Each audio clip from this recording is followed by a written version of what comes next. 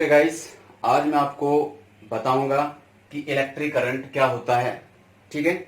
और अब इस इलेक्ट्रिक करंट के बारे में मैं कुछ पढ़ाने से पहले मैं आपसे कुछ इंपॉर्टेंट कीवर्ड्स बता देता हूं कि इस टॉपिक में आपको पढ़ने को मिलेगा इलेक्ट्रिक करंट क्या होता है, इलेक्ट्रिक करंट को किससे डिनोट करते हैं, किससे रिप्रेजेंट करते हैं, और इलेक्ट्रिक करंट की ऐसा यूनिट क्या है। ओके। और इसमें आपको पढ़ने को मिलेगा कि इलेक्ट्रिक करंट स्केलर है या वेक्टर है। इसी के अंदर आपको पढ़ने को मिलेगा कि इलेक्ट्रिक करंट कहां कहां यूज होता है, क्या इसका सिग्निफिकेंस है। ओके। और फिर इसके बाद हम पढ़ेंगे electric current based numericals. Okay. तो हम स्टार्ट करते हैं electric current. Okay. So what is electric current. इससे पहले वाले लेक्चर में आपको थोड़ा सा बताया था कि इलेक्ट्रिक करंट क्या होता है। अब मैं आपको इलेक्ट्रिक करंट पूरा एक्सप्लेन से समझाऊंगा। ठीक है। सो अभी मैं कुछ आपके सामने कुछ क्वेश्चंस रखता हूं। ठीक है। और क्वेश्चंस में सबसे पहले मैं ये बताता हूं, ये पूछता हूं कि इलेक्ट्रिक करंट आखिर क्या है। पहला क्वेश्चन। दूसरा क्वेश्चन, इलेक्ट्रिक करंट डिनोट किससे करते हैं। दूसरा क्वेश्चन। उसके बाद नेक्स्ट, इलेक्ट्रिक करंट की ऐसा यूनिट क्या है। नेक्स्ट क्वेश्चन, इलेक्ट्रिक करंट को डिनोट किससे करते हैं। इलेक्ट्रिक करंट स्केलर है या वेक्टर है। ये मैं आपके सामने कुछ क्वेश्चन रख रहा हूं और इन क्वेश्चंस का जवाब वीडियो के लास्ट में आपको पता चलेगा, इसलिए आप वीडियो को लास्ट तक देखते रहें और आपको जवाब देना है मैंने जो आपके क्वेश्चन पूछे हैं। ठीक है। तो आप इससे आपको पता चलेगा कि आप वास्तव में क्या वीडियो को ध्यान से सुन रहे थे कि नहीं सुन रहे। ओके। तो स्टार्ट करते हैं इलेक्ट्रिक करंट। इलेक्ट्रिक करंट क्या होता है, ये आपने पहले भी वर्ड सुना होगा इलेक्ट्रिक करंट। ठीक है। हाउस होल्ड के अंदर आपने सुना होगा इलेक्ट्रिक करंट क्या होता है। Okay. So electric current is defined as the rate of flow of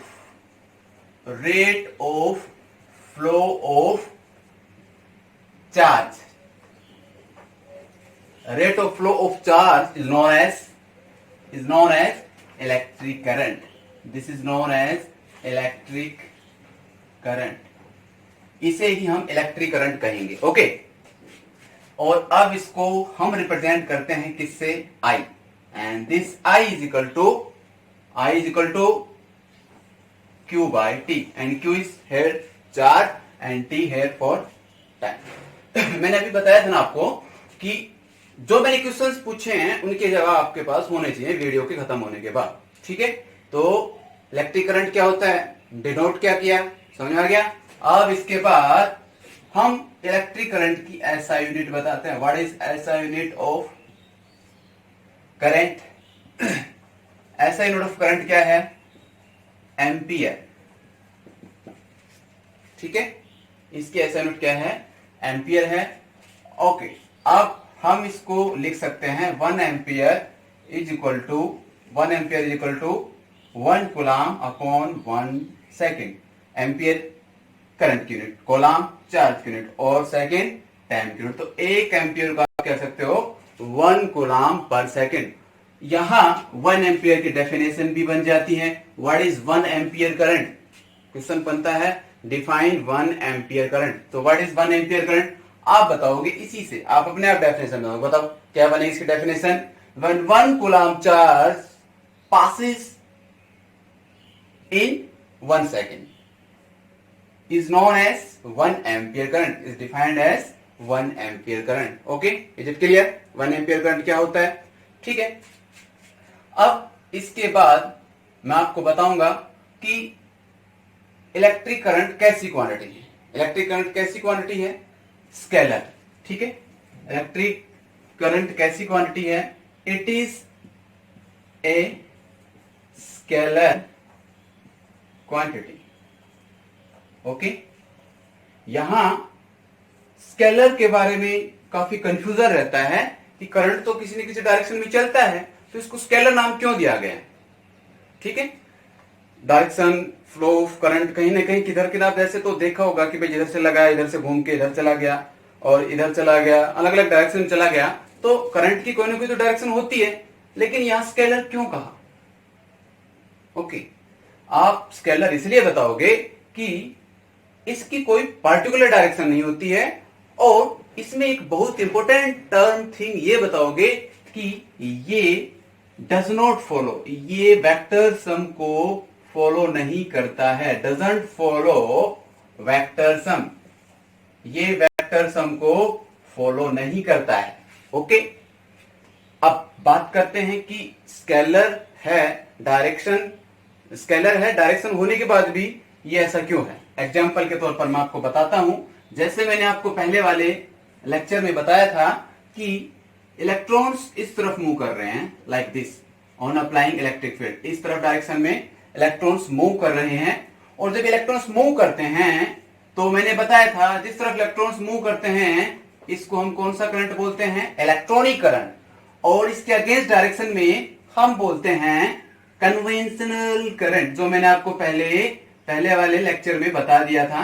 okay, तो अब हम देखते हैं जब इलेक्ट्रिक फील्ड अप्लाई नहीं करते हैं, तो दीज इन रैंडम डायरेक्शन में होते हैं, कोई किधर कोई किधर कोई किधर, ऐसे, कोई ऊपर कोई डाउनवर्ड कोई ऊपर, कुछ ऐसे ऐसे ऐसे, ये अलग अलग डायरेक्शन में फ्लो कर रहे होते हैं। ओके, अब जैसे हम इलेक्ट्रिक फील्ड अप्लाई करते हैं तो अब ये किसी पर्टिकुलर डायरेक्शन में अलाइन हो जाते हैं, लेट जाते हैं, उसी डायरेक्शन में ऐसे फ्लो करते हैं, लाइक दिस, ऐसे फ्लो कर रहे हैं। ठीक है, तो हमें यहां देखने से मिलता है कि इसकी कोई ना कोई डायरेक्शन तो है, तो ये डायरेक्शन है तो हमें इसको वेक्टर कहना चाहिए, पर ये वेक्टर नहीं है।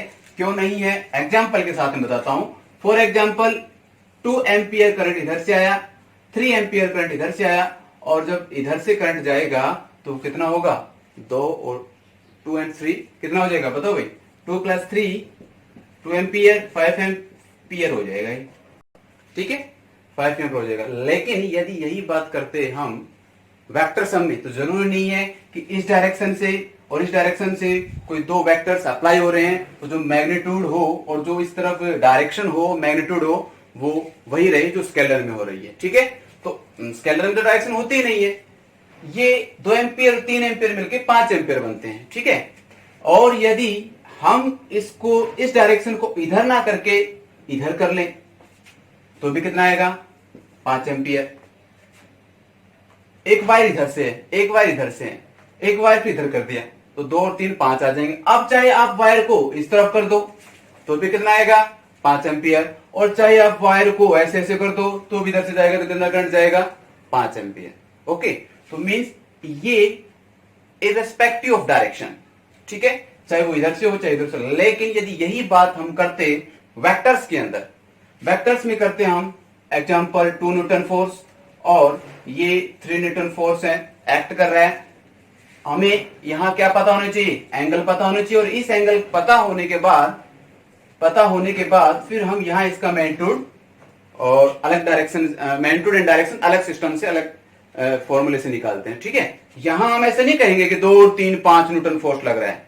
कब तक की, जब तक कि 2 न्यूटन इधर हो, 2 न्यूटन ही इस डायरेक्शन में लग रहा हो और 5 न्यूटन इस डायरेक्शन, 3 न्यूटन भी इस डायरेक्शन में लग रहा हो, तो 2 और 3 5 अब हो गया, दोनों की डायरेक्शन सेम है। ठीक है, लेकिन ऐसे होती तो ये नहीं कह सकते कि 2 और 3 मिलके 5 हो जाएंगे। भाई हम किसी चीज को खींच रहे हैं, 2 न्यूटन और 3 न्यूटन, एक 2 न्यूटन से और उसी डायरेक्शन में 3 न्यूटन से, तो जो रस्सी होती है वो एक तरफ आ जाएगी। लेकिन एक रस्सी को इस तरफ से खींच रहा है, एक रस्सी से इस तरफ से खींच रहा है, तो जो रस्सी चल पड़ेगी इस तरफ, एक इधर से खींचेगा एक इधर से खींचेगा। ओके, एक इधर से खींचता है एक इधर से खींचता है, तो जरूरी नहीं है कि जब इधर से ये इस तरह से खींचेंगे तो ये बीचों बीच ऐसे आएगी रस्सी। ठीक है, ये जो भी कोई सब्सटेंस है वो ऐसे आएगा, इस तरफ घूमता हुआ आएगा। तो जरूरी नहीं है कि 2 न्यूटन इधर से और 3 न्यूटन इधर से अप्लाई करने के बाद इस तरफ से जो इस तरफ ये मूव करेगा ऑब्जेक्ट, ये 5 न्यूटन फोर्स लगेगा, ये जरूरी नहीं है। लेकिन यदि हम करंट की बात करें कि इधर से कितना है 2 एम्पियर, इधर से कितना है 3 एम्पियर, और जब ये करंट इससे किसी दूसरे टर्मिनल में जाता है, इधर से या इधर से, 2 और 3 2 एंड 3 5 एम्पियर, तो अब चाहे डायरेक्शन इधर हो किधर हो जिधर भी हो, हमेशा कितना हो जाएगा, इसका डायरेक्ट एल्जेब्रिक सम हो जाएगा। सो इज इट क्लियर, समझ में आया कि ये स्केलर क्वांटिटी क्यों है? Is it clear? मैंने आपको बताया था ना, अब मैं बार बार आपको याद दिला रहा हूं, मैंने जो आपको पहले क्वेश्चन पूछा था, 2-3 क्वेश्चन मैंने आपसे किए थे, आखिर में मेरे को आपसे जवाब चाहिए, ठीक है, इसलिए वीडियो को ध्यान से सुनिए, ठीक है। स्केलर क्यों है, एग्जाम्पल बताया मैंने, ठीक है, डेमोन्स्ट्रेशन के साथ में।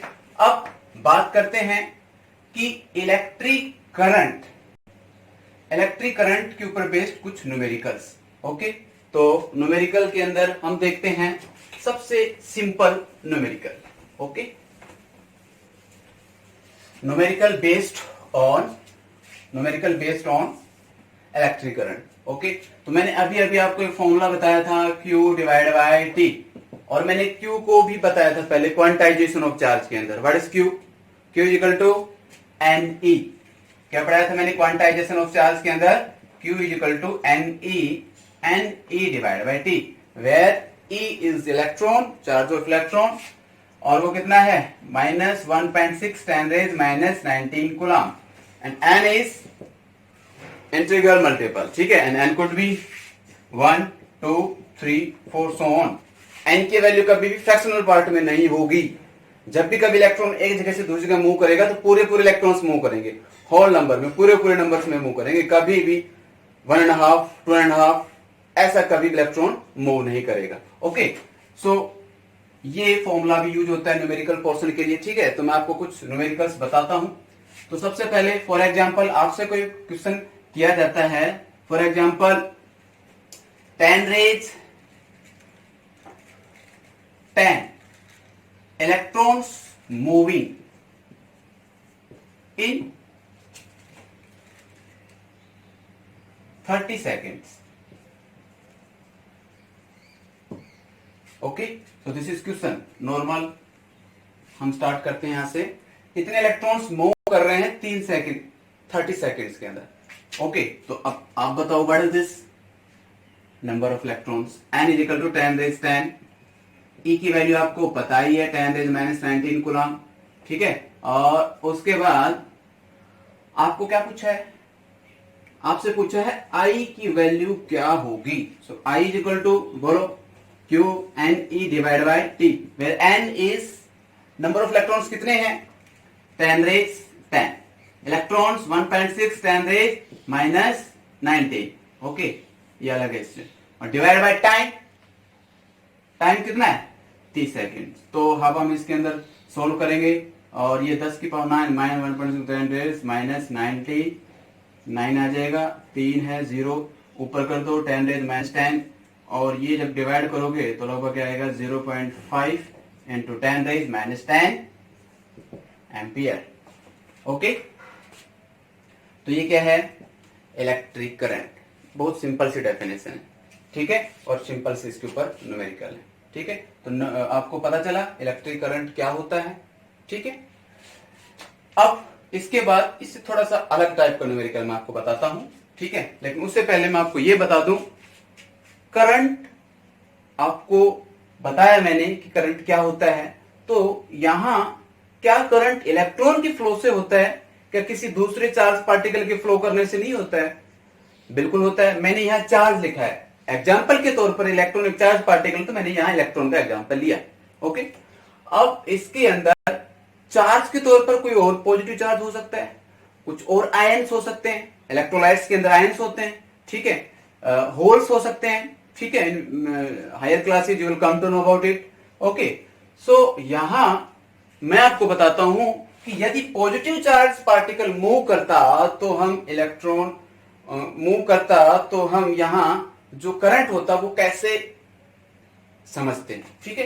तो अब यहां देखो, मैंने बताया आपको द फ्लो ऑफ चार्ज क्या बनता है, फ्लो ऑफ चार्ज क्या बनता है, ऑफ कोर्स करंट बनता है। अब यहां हम लिखेंगे आई नेट चार्ज क्या होगा, जहां इलेक्ट्रॉन भी मूव कर रहे हैं और पॉजिटिव चार्ज पार्टिकल कोई और चीज मूव कर रही है, कोई प्रोटॉन मूव कर रहा है, हमने किसी स्पेसिफिक एरिया में, स्पेसिफिक क्रॉस सेक्शन एरिया में हमने किसी ट्यूब के अंदर इलेक्ट्रॉन को घुमाया और उसी के अंदर कहीं प्रोटॉन को घुमाया। तो अब यहां हम देखना चाहते हैं कि टोटल चार्ज कितना होगा, ठीक है, टोटल चार्ज कितना हो गया, टोटल करंट कितना होगा, ठीक है। तो करंट टोटल कितना होगा भाई, करंट यहां फ्लो हो रहा है, it's due to flow of charge के तौर पर इलेक्ट्रॉन हो सकता है, चार्ज के तौर पर प्रोटॉन हो सकता है, ठीक है, चार्ज के तौर पर, कोई और अल्फा पार्टिकल, ठीक है, हीलियम का कोई न्यूक्लियस मूव कर रहा हो, तो कोई भी जब कोई चार्ज पार्टिकल या कोई ऐसा सब्सटेंस मूव करता है तो चार्ज करंट होता है, ठीक है। अब हम यहां देखते हैं आई नेट, आई इलेक्ट्रॉन की वजह से और आई समथिंग, कोई भी प्रोटॉन है, प्रोटॉन मूव कर रहा है या जितने भी चार्ज पार्टिकल मूव कर रहे हैं उसकी वजह से हम ऐसे करंट लिखेंगे। लेकिन यहां आपको एक बात थोड़ी सी ध्यान में रखनी है, जिस तरफ इलेक्ट्रॉन मूव करते हैं, ध्यान से सुनना, जिस तरफ इलेक्ट्रॉन मूव करते हैं करंट किस तरफ मूव करता है, हमेशा उसकी अपोजिट डायरेक्शन में। आपको पहले टॉपिक में पढ़ा दिया था, ठीक है, ये पहले टॉपिक में पढ़ा दिया था, ठीक है। उसके बाद आप को पता होना चाहिए जिस तरफ प्रोटॉन मूव करता है उसी डायरेक्शन में क्या होता है, करंट की डायरेक्शन होती है। लेकिन जिस तरफ इलेक्ट्रॉन मूव करता है उसके अपोजिट डायरेक्शन में क्या होती है, करंट की डायरेक्शन होती है। तो अब आपको समझना चाहिए कि यदि इलेक्ट्रॉन और प्रोटॉन दोनों सेम डायरेक्शन में है तो, ठीक है, इलेक्ट्रॉन और प्रोटॉन, सपोज इलेक्ट्रॉन भी इधर ही चल रहा है एंड प्रोटॉन भी, मतलब इलेक्ट्रॉन इधर चल रहा है, प्रोटॉन भी इधर चल रहा है, तो अब यहां नेट करंट होगा I due to electron, I due to proton. Okay, तो अब यहां क्या हो जाएगा बताओ, इस तरफ क्या मूव करेगा, आई ड्यू टू इलेक्ट्रॉन, इस तरफ क्या मूव करेगा, इलेक्ट्रॉन ड्यू टू प्रोटॉन। मैंने बताया ना positive charge, what is proton, proton positive charge particle है, जिस तरफ पॉजिटिव चार्ज उसी तरफ क्या मूव करेंगे, उसी तरफ क्या मूव करेगा, करंट मूव करेगा। और जिस तरफ इलेक्ट्रॉन उसके अपोजिट डायरेक्शन में क्या मूव करेगा, करंट। तो कहने का मतलब एक इधर जा रहा है, एक इधर जा रहा है, तो कहीं ना कहीं बीच में क्या होंगे, ये करंट एक दूसरे को क्या कर देंगे, कम कर देंगे, घट जाएंगे। तो यहां जो आई नेट बोलोगे वो क्या हो जाएगा, बोलो आई पी माइनस आई ई, है कि नहीं, या I P minus I E oblique I P minus, ये डिपेंड करेगा कि आईपी ज्यादा है तो आई घट जाएगा, यदि आई ई ज्यादा है और आईपी कम है तो ऐसे घट जाएगा। तो ऐसे भी आपको, ऐसे टाइप के न्यूमेरिकल्स भी आपको आने चाहिए, ठीक है। चलो अब इसके ऊपर मैं आपसे एक और इंटरेस्टिंग न्यूमेरिकल्स डिस्क्राइब करता हूं, डिस्कस करता हूं, और वो है okay, so number of atoms, यहां हीलियम एटम्स, मैं आपको वो बता नहीं रहा हूं, सीधा मैं उसका जो मेन पार्ट है वो आपसे डिस्कस कर रहा हूं। हीलियम के 10⁻16 हीलियम एटम्स मूव कर रहे हैं और इलेक्ट्रॉन के 10⁻20 इलेक्ट्रॉन्स मूव कर रहे हैं, ठीक है। हीलियम्स के कुछ ऐसे मूव कर रहे हैं, ठीक है, और ये मूव कर रहे हैं अपोजिट डायरेक्शन में। मैंने ये क्वेश्चन के अंदर लिखा हुआ है, ठीक है, ये क्वेश्चन के अंदर लिखा हुआ है, मैं आपको क्वेश्चन डिक्टेट कर रहा हूं। इस तरफ हीलियम एटम, इस तरफ इलेक्ट्रॉन, अपोजिट डायरेक्शन में। इस तरफ क्या चल रहे हैं, हीलियम एटम, इस तरफ में क्या चल रहे हैं, इलेक्ट्रॉन्स। तो आप बताओ नेट करंट क्या होगा। देखो, जिस तरफ helium atom and helium atom helium atom, it is helium nuclei, helium nuclei, ठीक है, ये मूव कर रहे हैं, हीलियम न्यूक्लियाई मूव कर रहे हैं और वो इस तरफ चल रहे हैं। मींस हीलियम न्यूक्लियस, न्यूक्लियस का चार्ज कैसा होता है, पॉजिटिव या नेगेटिव। न्यूक्लियस में क्या होता है, प्रोटॉन न्यूट्रॉन, तो प्रोटॉन है तो चार्ज कैसा होगा, पॉजिटिव। ओके, तो अब जिस तरफ पॉजिटिव चार्ज पार्टिकल मूव करेंगे उसी तरफ क्या होगी, डायरेक्शन ऑफ करंट। तो इसी तरफ क्या होगी बताओगे, direction of current due to helium atom. इस तरफ इलेक्ट्रॉन मूव कर रहे हैं तो करंट डायरेक्शन क्या होगी, इलेक्ट्रॉन्स के अगेंस्ट डायरेक्शन में किसकी डायरेक्शन होती है, करंट की डायरेक्शन होती है। तो इस तरफ क्या होगी, आई ई, मीन्स यहां दोनों सेम डायरेक्शन में चल रहे हैं, इसलिए दोनों करंट क्या हो जाएंगे, जुड़ जाएंगे। आई बात समझ में।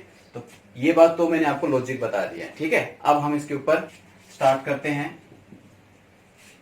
ठीक है। सबसे पहले हम देखते हैं कि चार्ज कितना है, ठीक है। चार्ज के बाद टाइम से निकाल लेंगे, ठीक है। लेकिन यहाँ टाइम क्या है, टाइम यहाँ है, ये सारे न्यूक्लियस और ये जो इलेक्ट्रॉन्स है ये पर सेकंड मूव कर रहे हैं, दोनों पर सेकंड मूव कर रहे हैं, तो टाइम के तौर पर हम यहाँ 1 सेकंड दे रखा है। तो अब स्टार्ट करते हैं इलेक्ट्रिक करंट। ओके, तो अब हम स्टार्ट करते हैं Q ड्यू टू He। ठीक है, हीलियम का चार्ज कितना होगा, हीलियम न्यूक्लियस का चार्ज कितना होगा बताओ। हीलियम में कितने प्रोटॉन होते हैं, हीलियम का एटॉमिक नंबर कितना है 2। तो न्यूक्लियस के अंदर प्रोटॉन कितने होंगे 2। तो चार्ज कितना होगा 2 टाइम्स ऑफ द प्रोटॉन। और प्रोटॉन का चार्ज कितना होता है जितना इलेक्ट्रॉन का चार्ज होता है, लेकिन पॉजिटिव चार्ज होता है प्रोटॉन का। ओके, तो 2 टाइम्स 2 क्या है इसके अंदर, हीलियम एटम के अंदर, हीलियम न्यूक्लियस के अंदर 2 प्रोटॉन मल्टीप्लाई 1.6 इंटू 10⁻⁹। हमें यहां टोटल चार्ज चाहिए, और टोटल चार्ज कैसे निकल रहा है, नंबर ऑफ, यहां इलेक्ट्रॉन नहीं है, नंबर ऑफ यहां क्या है चार्ज पार्टिकल के तौर पर प्रोटॉन। ठीक है, और प्रोटॉन का चार्ज यहां क्या है बताओ भाई 1.6 10⁻⁹। ठीक है, अब मेरे को बताओ इसके अंदर n कितने हैं 10⁻⁻16। This is charge, it is n। यहां चार्ज के तौर पर क्या है प्रोटॉन, तो यहां क्या निकल जाएगा total Q it's due to Hg। Electron की वजह से क्या होगा, चलो ये बताओ, इसका हिसाब किताब करके बताओ क्या है। 16 2 32 in 3.2 10⁻³ coulomb, correct? Is it clear? Now due to electron, how many electrons are there 10⁻20 means n into E. Here is E, here's E or P, P, but the charge is same, n E, n 10⁻20, E 1.6 10⁻⁹.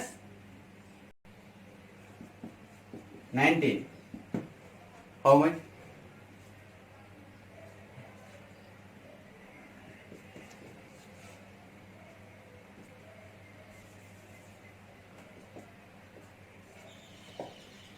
Okay, 16 coulomb।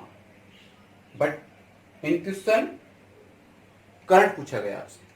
ठीक है, तो current क्या होगा, what is current, तो net charge करो पहले, या अलग अलग करंट निकाल लो। इसकी वजह से current Q divide by T, time क्या है 1 सेकेंड, 1 सेकेंड, तो सीधी सी बात है 3.2 10⁻³ divide by 1 second.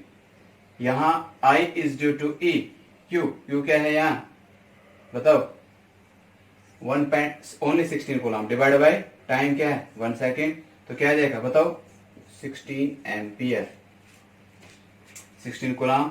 And now here 3.2 into 10⁻³ ampere.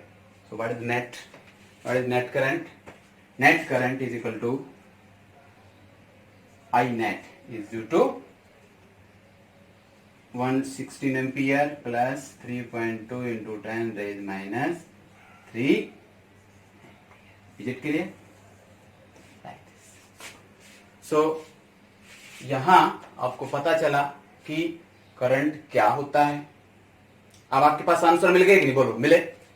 मैंने आपसे भाई जो शुरुआत में क्वेश्चन पूछे थे करंट क्या होता है, पता चल गया रेट ऑफ फ्लो चार्ज। उसके बाद पूछा मैंने कि इलेक्ट्रिक करंट की SI यूनिट, अब आपके पास जवाब है एम्पियर।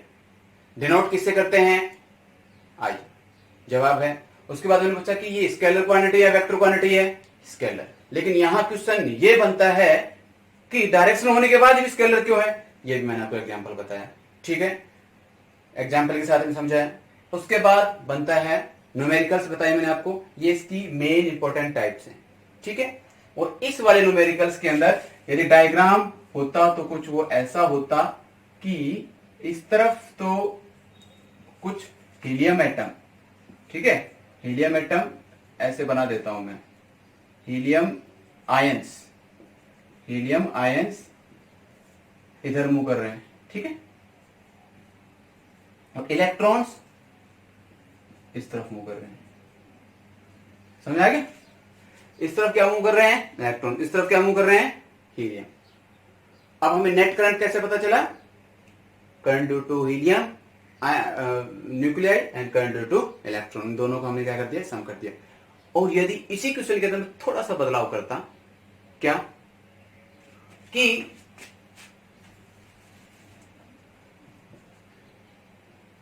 हीलियम एटम भी इधर ही चल रहा है और इलेक्ट्रॉन भी इधर ही चल रहा है, तो अब क्या होता है? जिस तरफ हीलियम आयन चल रहा है उसी तरफ तो क्या होगा? Direction of current. और जिस तरफ इलेक्ट्रॉन चल रहा है, बताओ क्या होगा? बताओ, जिस तरफ इलेक्ट्रॉन चल रहा है उसके अपोजिट डायरेक्शन में क्या होगा? Direction of current. तो बताओ भाई क्या होगा? क्या उसमें एक दूसरे में क्या हो जाएंगे? घट जाएंगे, कम हो जाएंगे। यहां क्या हो जाता? घट जाते हैं। डिपेंड करता कि ज्यादा कौन सा है, वो डोमिनेट करता। जैसे यहां एक क्वेश्चन एडिशन का तो बता दिया मैंने कि भाई ऐड कर सकते हैं करंट को, ठीक है? तो करंट घट भी सकता है। कैसे? ऐसे है, ऐसे, ठीक है? इधर से 4 एम्पियर करंट, ठीक है? और इधर से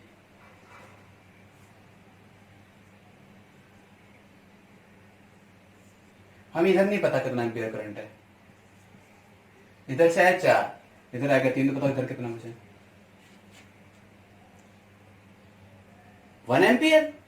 इधर से 4 आया, इधर से 3, इधर से क्या बचा? 1 एम्पियर। ओके, इससे थोड़ा सा कॉम्प्लेक्स बनाता हूं मैं। जैसे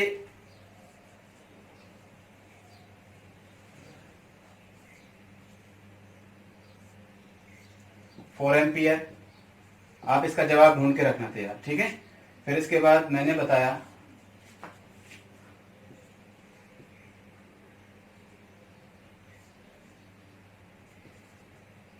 तो बताओ इसके अंदर आई डैश की वैल्यू क्या होगी?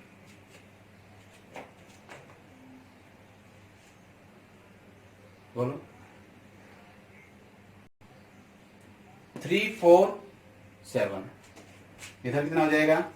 7। उसके बाद 7 में से 2 तो इधर चला गया और बचा कितना इधर? 5। 5 में से इधर कितना चला गया? 1, इधर कितना चला गया?